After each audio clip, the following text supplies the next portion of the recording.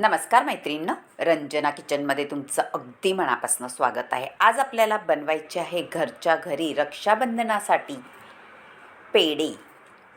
पेढे म्हटलं का मावा, साखर, भेसळ, पण आपल्याला असं काही न वापरता 1 वाटी गुळापासून मोजक्या साहित्यामध्ये पेढे बनवायचे आहेत.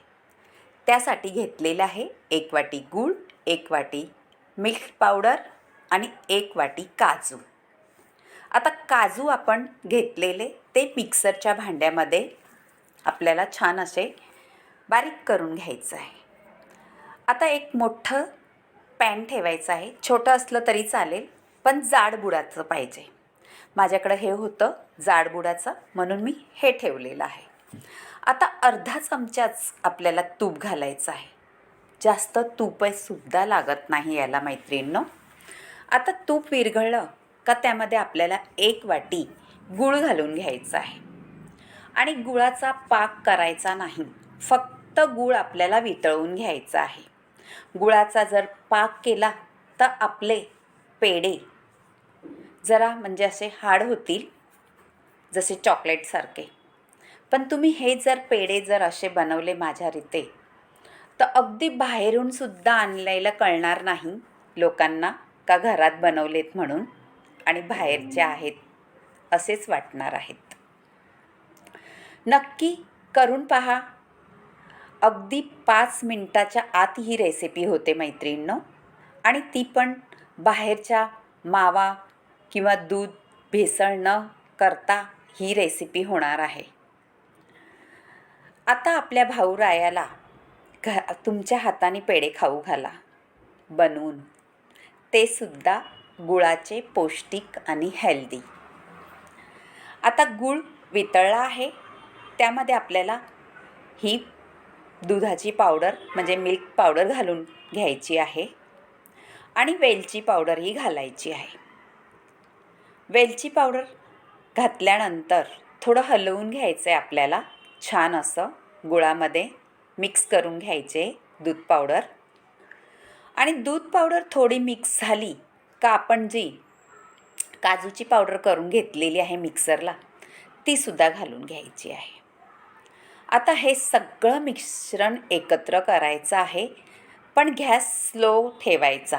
आपण जेव्हा गूळ वितळला जातो तर त्याच्यानंतर गॅस स्लो ठेवायचा. आणि हे सगळं झाल्यानंतर मिक्स आपल्याला गॅस बंद करायचा. हे पहा, आता मिक्स होतं आहे, अजून झालं नाही बरोबर मिक्स.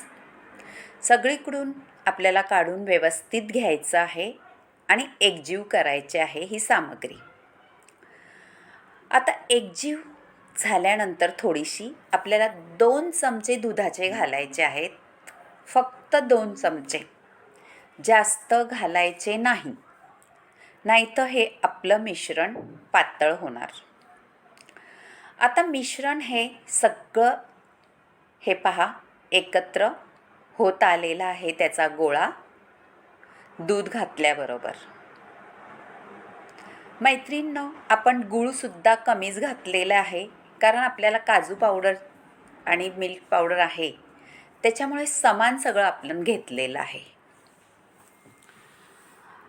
आता तुम्ही पाहत आहे त्याचा गोळा तयार झालेला आहे. हे पहा, आता गॅस बंद करायचा. गॅस बंद करून थोडा वेळ ठेवून द्यायचं आहे असंच आपल्याला. हे पहा, आणि त्याच्यानंतर थोडं थंड झालं का खाली उतरून घ्यायचं. अगदी साधी सोपी रेसिपी आहे. काहीही वेळ लागला नाही, 5 मिनटंसुद्धा लागली नाही मैत्रिणींनो ही प्रोसिजर करायला. कारण आपल्याला गूळ फक्त वितळून घ्यायचा आहे, अजिबात त्याचं चाचणी वगैरे काही बनवायची नाही. आता आपल्याला पेढे वळून घ्यायचे आहेत. पेढे कसे वळायचे आहेत? आपल्या मीडियम आकारामध्ये. तुम्ही छोटेही वळू शकता, मीडियम करू शकता, थोडासा मोठाही करू शकता. हे पहा, मी ह्या आकाराचे वळलेले आहेत आणि त्यामध्ये आपल्याला पिस्ता ठेवून द्यायचा आहे. हे पहा, छान आपली ही रेसिपी होते. झटपट करून पहा, आवडेल तुम्हाला. आणि आवडल्यास रंजना किचनला लाईक करा, शेअर करा, कमेंट करायला विसरू नका आणि सबस्क्राईब करा. अगदी घरच्या घरी तुम्ही हे पेढे बनवून भाऊ राहायला तर खुश करणार, पण बाकीच्या पाहुण्यांना तुम्ही नक्कीच खुश करू शकणार असे आपले पेढे झालेले आहेत. आता मी वळून घेते सगळे आणि त्यानंतर तुम्हाला दाखवते एवढ्या मिश्रणाचे किती पेढे झाले.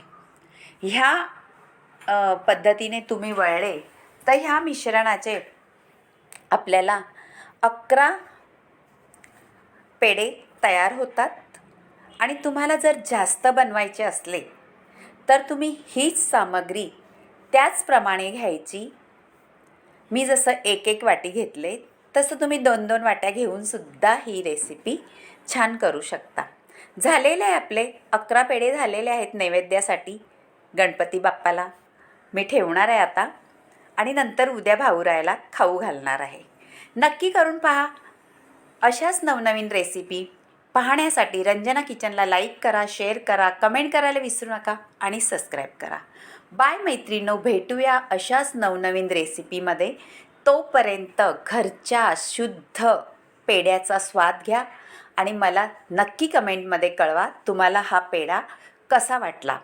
अगदी न मावा न खवा, काही भेसळ न करता छान घरच्या साहित्यामध्ये पेढा तयार झालेला आहे. तो सुद्धा काही झंझटमारी न करता अगदी 5 मिनिटात आता डब्यात ठेवून दिलेले आहेत आणि उद्या आता खाऊया. Bye bye.